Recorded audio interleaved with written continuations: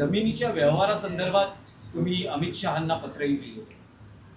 आज भारताचे गृहमंत्री आणि भाजपचे नेते अमित शहाजी मुंबईला येत आहेत.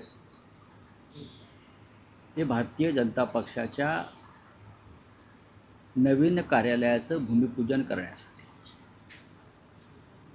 मरीन लाईन्स खरं म्हणजे भारतीय जनता पक्षाचं एक मोठं कार्यालय राज्याचं आहे,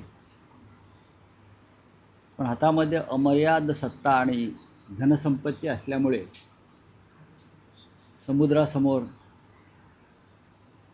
मरीन लाईन्सला एक भव्य आलिशान कार्यालय उभं करण्याचं त्यांनी ठरवलं. कारण ते सुखासीन लोक आहेत, कार्यकर्त्यांप्रमाणे त्यांना जगता येत नाही. ते पूर्वीचे दिवस गेले. हजारो स्क्वेअर फीटचं ते कार्यालय आहे. नवीन किंवा नूतन कार्यालयाचं भूमिपूजन हा काही आमच्यासाठी टीकेचा विषय असू शकत नाही. राजकीय पक्षांना तो पूर्ण अधिकार आहे.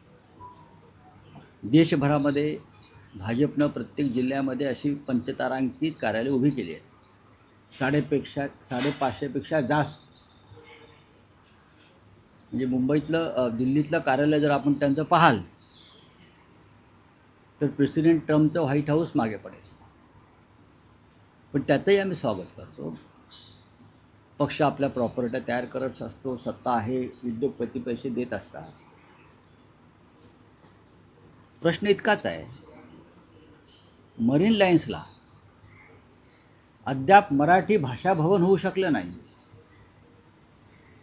त्याच ठिकाणी मराठी भाषा भवन अडकून पडलंय.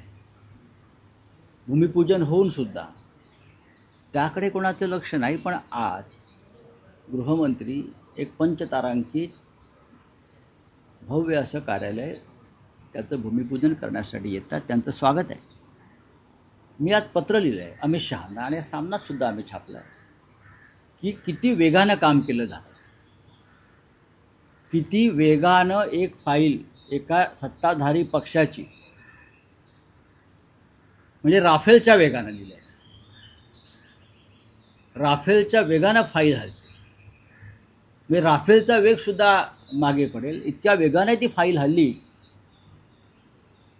आणि सर्व अडथळे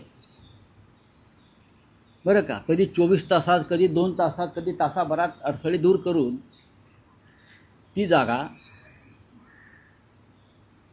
महापालिकेची ही भारतीय जनता पक्षाला देण्यात आली. 3.5 वर्ष राज्यामध्ये प्रशासन आहे मुंबई महापालिकेत आणि त्या प्रशासकाच्या माध्यमातून हा संपूर्ण व्यवहार करून घेतला. महापालिकेमध्ये नागरी सुविधांच्या संदर्भात अनेक विषय पडलेले आहेत, त्यांच्या फाईल्स हलत नाही. अद्याप मराठवाड्यातल्या शेतकऱ्यांच्या मदतीची फाईल हललेली नाही, दिवाळी झाली तरी. पण भारतीय जनता पक्षाच्या पंचतारांकित हेडक्वार्टरची फाईल ज्या राफेलच्या वेगानं हल्ली ते रहस्य त्या जमिनीखाली दडलेलं आहे. ज्याचं भूमिपूजन अमित शहा करतायत ते रहस्य, ते जेव्हा कुदळ मारतील तेव्हा ते रहस्य बाहेर येईल, फाईल बाहेर येईल ती. तर मी फक्त अमित शहा जे देशाचे गृहमंत्री आहेत, अत्यंत प्रामाणिक माणूस आहे. अमित शहा अत्यंत प्रामाणिक माणूस आहे बरं का, अत्यंत प्रामाणिक. त्याला कधी असे 2 नंबरचे धंदेबिंदे जमले नाहीत असं लोक त्यांचे भक्त म्हणतात. म्हणून मी त्यांना कळवलं की बघा, तुम्ही जी कुदळ मारताय त्याचं रहस्य ते समजून घ्या. संपूर्ण माहिती मी त्यांना पाठवली आहे. मला खात्री आहे ते सक्षम गृहमंत्री आहेत. आपण ज्या जमिनीवर भूमिपूजनाची कुदळ मारतो आहोत त्या जमिनीखाली कोणतं रहस्य आहे महाराष्ट्रातल्या भाजपच्या नेत्यांनी पुरलेलं, त्याचा त्यांना अभ्यास करावा, एवढीच माझी एक भूमिका आहे. बाकी नवीन कार्यालय 20 माळ्याचं करू द्या, समुद्राच्या वर करू द्या, समुद्राच्या आत करू द्या. अद्याप शिवाजी महाराजांचं स्मारक झालं नाही. अद्याप छत्रपती शिवरायांचं स्मारक जे होणार होतं ते झालं नाही. मराठी भाषा भवनाला अडथळे आणलेले आहेत. मराठी भाषा भवन महाराष्ट्राची अस्मिता त्याला अडथळे आहेत. पण राफेल वेगानं भारतीय जनता पक्षाचं हेडक्वार्टर मरीन लाईनच्या समुद्रावर होत आहे, हे महाराष्ट्राच्या जनतेला कळावं म्हणून मी आजचा हा प्रपंच पत्र लिहायचा अमित शहाजींना केला. अमित शहाजी मोठे नेते आहेत, त्यांचं इंटेलिजन्स फार ताकदीचं आहे, तर त्यांनी या फाईलचा सुद्धा अभ्यास करावा आणि अशाच प्रकारच्या वेगवान फायली जनतेच्या हिताच्या दृष्टीनं ज्या पडून आहेत, सामान्य शेतकऱ्यांच्या दृष्टीनं पडून आहेत, त्यांनाही त्याच वेगानं न्याय द्यावा. राऊतसाहेब, ट्विटमध्ये तुम्ही म्हटलंय की एकीकडे पुण्यातील जैन बोर्डिंग प्रकरणात मोठ्या प्रमाणावर रोष असताना भाजप कार्यालयाच्या जागेबाबत चर्चा सुरू असतील तर जनतेत चुकीचा संदेश जाऊ शकतो, हे एक. आणि दुसरं असं आहे की पुण्यातलं जे जैन बोर्डिंगचं प्रकरण आहे त्यात अपडेट अशी आहे की गोखले पुण्यातील जैन बोर्डिंग जमीन व्यवहार रद्द झालेला आहे. विशाल गोखलेंनी त्यातून या व्यवहारातून माघार घेतलेली आहे. हा जनतेचा दबाव, जनतेचं आंदोलन आणि पब्लिक क्राय. जनतेचं आंदोलन काय करू शकतं हे जर आता तुम्ही जी दिलेली माहिती सत्य असेल तर जनतेचं आंदोलन काय करू शकतं, पब्लिक क्राय काय करू शकतो, याचं हे जैन बोर्डिंगच्या जमिनीचा विषय हा त्या दृष्टीनं महत्त्वाचा आहे. नाही, पण पब्लिक क्राय जरी म्हणतात तरी हे प्रकरण रवींद्र धंगेकरांनी लावून धरलं तर यात रवींद्र धंगेकर यांचं श्रेय नाही का? कारण त्यावरून बरेच राजकीय आरोप प्रत्यारोप. बघा, श्रेय सगळ्यांचंच आहे.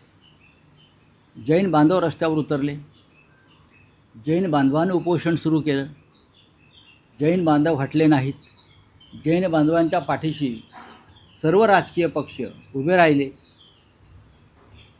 रवींद्र धंगेकर हे तिकडले प्रमुख नेते आहेत, त्यांनी ते प्रकरण पुढे नेलं, रोज त्या संदर्भात ते माहिती देत राहिले.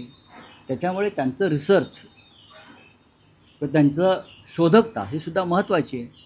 पण एक गैरव्यवहार थांबला गेला. त्याचप्रमाणे मरीन लाईन्समध्ये आज जे अमित शहाजी कुदळ मारत आहेत तिथे तोच प्रकार आहे. तर तो गैरव्यवहार जो आहे त्याच्यावर सुद्धा आता लोकांनी जागरूक व्हायला पाहिजे. पण या प्रकरणात जर चौकशी नाही झाली अमित शहाकडनं तर आपण पुढे न्यायालयीन प्रक्रिया राबवणार. बघा, याची गरज नाही. त्याचं कारण असं आहे, चोरी तेच आहेत, फौजदार तेच आहेत आणि न्यायालयसुद्धा तेच आहे. लोकांसमोर असे विषय आणणं हे आमचं काम.